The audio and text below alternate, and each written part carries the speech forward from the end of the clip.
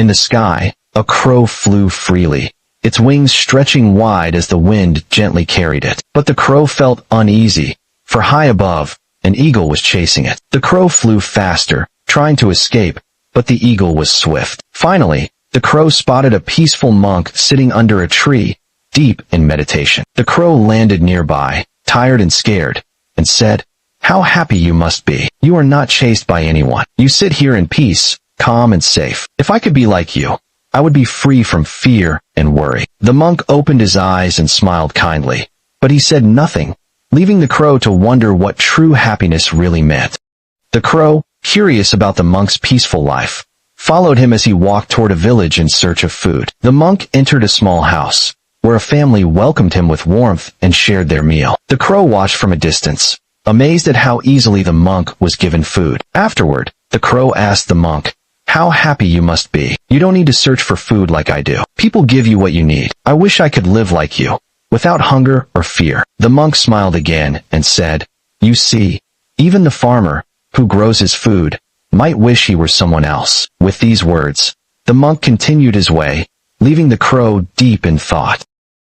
The crow followed the monk to a farm on the edge of the village, where a farmer was working in the fields, planting seeds and harvesting crops. The crow noticed how the farmer worked hard under the sun, yet his hands moved with a quiet, steady rhythm. After the monk spoke with the farmer, the crow asked him, "How happy you must be. You don't have to search for food like I do. You grow your own and have plenty. I wish I could be like you, living so simply and peacefully." The farmer smiled gently and said, "If you could only see, my friend, the baker, the weaver, the fisherman, they all have their own struggles."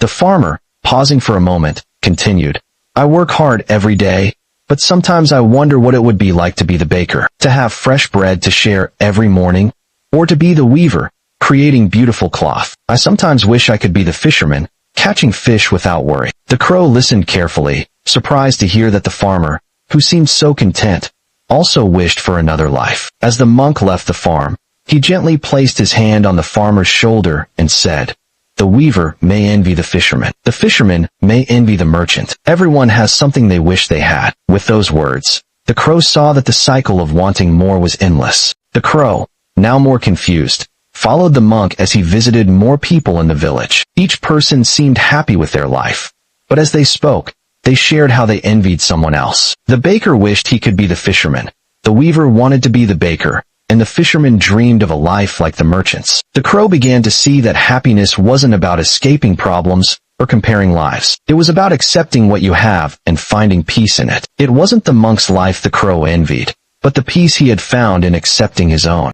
One day, the crow found itself back under the same tree where it had first seen the monk. It sat there, deep in thought, realizing that it had spent so much time wishing for another life. It had forgotten to appreciate what it already had. The crow had wings to fly, a sky to explore, and freedom that no one else had. Slowly, the crow understood that happiness wasn't about escaping struggles, but about accepting them and finding beauty in your own life. The crow looked up and saw the monk again, sitting quietly, and approached him with a new sense of understanding. The crow, now calm and at peace, said to the monk, "I understand now. I spent so much time wishing I could be someone else. I wanted your peaceful life, or the farmer's simple life. But now I see that my life is beautiful too. I may face challenges, but I also have wings to soar, and the sky to explore. I realize now that happiness isn't about having someone else's life. It's about appreciating your own. We all have our struggles, but we also have blessings. I've found peace in what I have." The monk smiled and said,